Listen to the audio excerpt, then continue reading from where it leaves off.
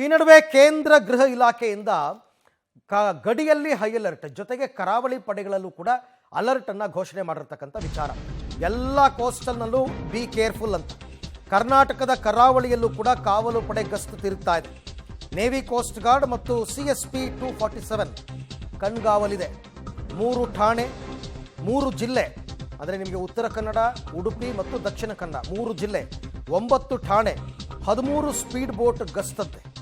ಮೀನುಗಾರರನ್ನ ಸೇರಿಸಿ ಕರಾವಳಿ ನಿಯಂತ್ರಣ ದಳವನ್ನು ರಚನೆ ಮಾಡಿಕೊಂಡಿದ್ದಾರೆ. ಗೊತ್ತಿಲ್ಲ ನಿಮಗೆ, ಅಟ್ಯಾಕ್ ಅಂತಕ್ಕಂಥದ್ದು ಸಮುದ್ರದ ಮುಖೇನ ಆಗಬಹುದು, ಅಥವಾ ವಾಯು ಮುಖೇನ ಆಗಬಹುದು, ಭೂಮಿ ಮುಖೇನ ಆಗಬಹುದು. ಎಲ್ಲ ಕಡೆಯಲ್ಲೂ ಕೂಡ ಹೈ ಅಲರ್ಟ್.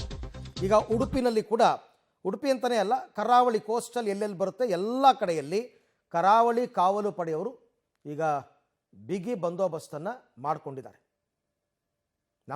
ನಮ್ಮ ದೇಶದ ನೇವಲ್ ಫೋರ್ಸ್ಗಳೇ ಬರಬಹುದು, ನಮ್ಮ ದೇಶದ ನೇವಲ್ ಫೋರ್ಸ್ಗಳು ಇಲ್ಲಿ ಬಂದು ನಿಲ್ಲಬಹುದು.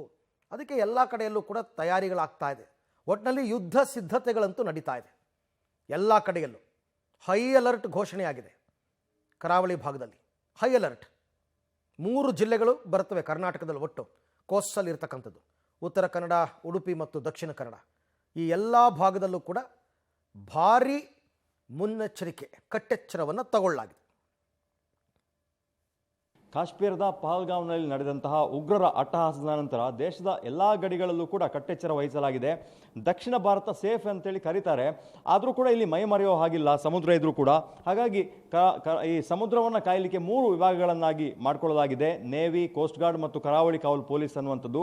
ಕರಾವಳಿ ಕಾವಲು ಪೊಲೀಸ್ನ SP ಮಿಥುನ್ ಅವರು ನಮ್ಮ ಜೊತೆ ಇದ್ದಾರೆ. ಸರ್, ಈ ಥರದೊಂದು ಘಟನೆ ಆದ ನಂತರ ಯಾವ ಥರದ ಇನ್ಸ್ಟ್ರಕ್ಷನ್ಗಳು ನಿಮಗೆ ಬಂದಿದೆ ಅಂತ ಹೇಳಿ? ಮುಖ್ಯವಾಗಿ ಯಾವುದೇ ರೀತಿಯಾದಂಥ ಥ್ರೆಟ್ ಇರ್ಬೋದು ಅನ್ನೋ ಒಂದು ಕಾರಣಕ್ಕೆ ನಾವು ಎಲ್ಲ ಗುಪ್ತಚರ ಇಲಾಖೆಗಳೊಂದಿಗೆ ನಿರಂತರ ಸಂಪರ್ಕದಲ್ಲಿದ್ದೀವಿ.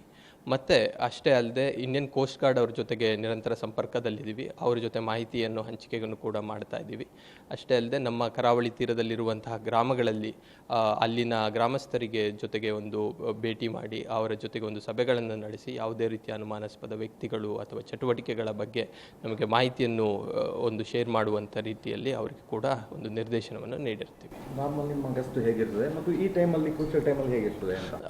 ನಿರಂತರವಾಗಿ ನಮ್ಮ ಬೋಟ್ಗಳು, ಒಟ್ಟು 13 ಕರಾವಳಿ ಕಾವಲು ಪಡೆಯ ಬೋಟ್ಗಳು ಎಲ್ಲ 9 ಠಾಣಾ ವ್ಯಾಪ್ತಿಯಲ್ಲಿ ನಿರಂತರವಾಗಿ ಗಸ್ತು ಮಾಡ್ತಾ ಇರ್ತವೆ. ಬಟ್ ಈ ನಿಟ್ಟಿನಲ್ಲಿ ಈ ಒಂದು ನಡೆದ ಘಟನೆಯ ಹಿನ್ನೆಲೆಯಲ್ಲಿ ಇನ್ನೂ ಹೆಚ್ಚು ಕಟ್ಟೆಚ್ಚರವನ್ನು ವಹಿಸಿ ಮತ್ತು ಇನ್ನೂ ಹೆಚ್ಚು ದೀರ್ಘಕಾಲವಾಗಿ ಒಂದು ಪ್ಯಾಟ್ರೋಲಿಂಗ್ ಮಾಡುವಂತಹ ನಿರ್ದೇಶನವನ್ನು ಕೂಡ ನೀಡಿರ್ತೀವಿ. ಸರ್, ಈಗ ನಿಮಗೆ ಬೇಕಾದಂಥ ಹತ್ಯಾರಗಳು ಆಗಿರ್ಬೋದು ಅಥವಾ ಸ್ಪೀಡ್ ಬೋಟ್ಗಳ ಸಂಖ್ಯೆ ಕಮ್ಮಿ ಇದೆ. ನಿಮಗಿರುವ 300 ಕಿಲೋಮೀಟರ್ಗೆ ಅಂತ ಹೋಲಿಸಿದ್ರೆ ಈಗ ಎಷ್ಟು ಬೋಟ್ಗಳಿವೆ ಮತ್ತು ಬೇಡಿಕೆ ಜಾಸ್ತಿ ಇದೆಯಾ ಏನಾದರೂ ಅಂತ ಸರ್ಕಾರದ ಹತ್ರ? ಬೋಟ್ಗಳು ಈಗ 13 ಬೋಟ್ಗಳಿದ್ದಾವೆ. ಈಗ ಕೆಲವು ಸಣ್ಣ ಬೋಟ್ಗಳನ್ನು ಕೂಡ ಪ್ರೊಕ್ಯೂರ್ ಮಾಡಿಕೊಳ್ಳುವಂತಹ ಪ್ರೊಸೆಸ್ ಈಗ ನಡೀತಾ ಇದೆ. ಸದ್ಯಕ್ಕೆ ಹೌದು, ನೀವು ಹೇಳಿದಾಗೆ ಲೆಂದಿ ಇದೆ, ತುಂಬ ಉದ್ದವಾದಂತಹ ಒಂದು ಕರಾವಳಿ ತೀರ ಇದೆ. ಸದ್ಯಕ್ಕೆ ಇದರ ಜೊತೆಗೆ ಆಗ್ತಾ ಇದೆ, ಮುಂದಿನ ದಿನಗಳಲ್ಲಿ ಬೇಕಾಗ್ಬೋದು. ಮೀನುಗಾರರ ವಿಶ್ವಾಸ ರೈಟ್. ಅವರವರ ಲಿಮಿಟ್ಸ್ನಲ್ಲಿ ಬರ್ತಕ್ಕಂಥ ಭದ್ರತೆ ಮಗದೊಂದು ಎಲ್ಲವೂ ಕೂಡ ಅಲರ್ಟ್ ಆಗ್ತಾ ಇದ್ದಾರೆ, ಅಲರ್ಟ್ ಮಾಡಲಾಗ್ತಾ ಇದೆ. ಯಾವ ಸಂದರ್ಭದಲ್ಲಿ ಯುದ್ಧ ಘೋಷಣೆ ಆಗುತ್ತೆ ಅಂತ ಗೊತ್ತಿಲ್ಲ, ನೋಡೋಣ.